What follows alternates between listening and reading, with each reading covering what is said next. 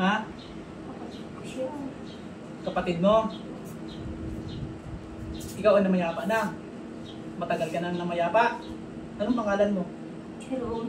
Jerome, lalaki.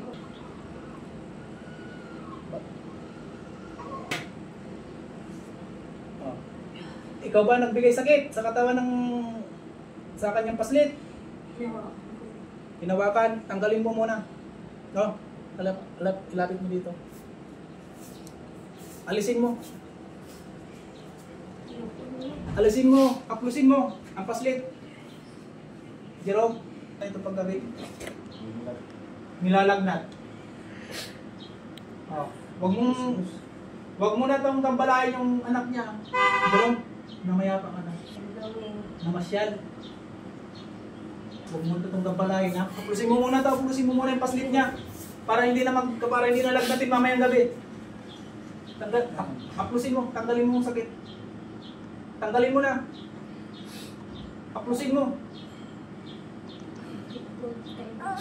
Haplusin mo.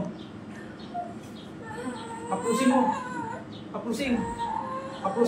Haplusin ang paslit. Haplusin. Haplusin. Haplusin mo. Sige, haplusin mo ang ulo. Haplusin mo yung ulo. Haplusin mo. Tanggalin ang sakit, ha?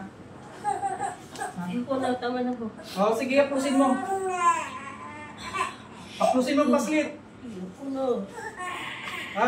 Manginginig ka sa kuryente dyan sa katawan ko. Oh. Haplusin mo ang paslit. Haplusin mo. Haplusin mo. Lalo kang manginginig dyan. Hanggat na nasa tabi mo ako. Tama na. Oh. Haplusin. Yung ulo, sa ulo.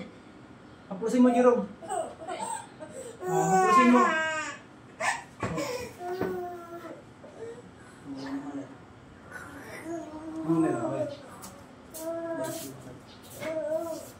Okay na.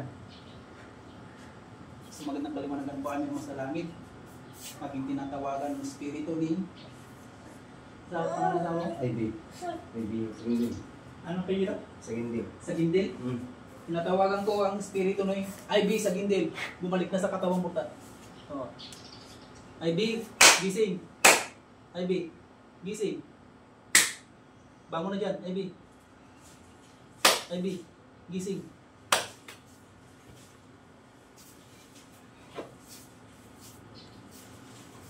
Oh, anong nangyari? Upo ka muna dyan. May tulupinto ko sa'yo. Anong nangyari? May kapatid ka na, Jerome, na namayapa? Siya. Ha? Siyang kasama mo sa araw-araw. Siya ang napunta dito. Siya ang nag-awak sa anak mo. Bakit siya nilalagnat sa pag-oras ng gabi? Hindi ko alam. Pero may kapatid ka ng Jerome na namayapa. Oo. Uwi ako yun. Wala pang 1 year namatay yun. Namasya lang daw siya dito. Oo, kaya pala minsan nagbibigla siyang tumitingin dito sa mga pinto. Kaya ginagawa ko, ko ng bigas kasi yung alam ko, sasabi ko ng bigas. Si Jerome. Oo, Jerome pa. Ringsik ng kamay ko. Hindi yun. Yung mga kuryente yan. Mga kuryente yan. Hindi ko yan. Kailan mo man. Kayo,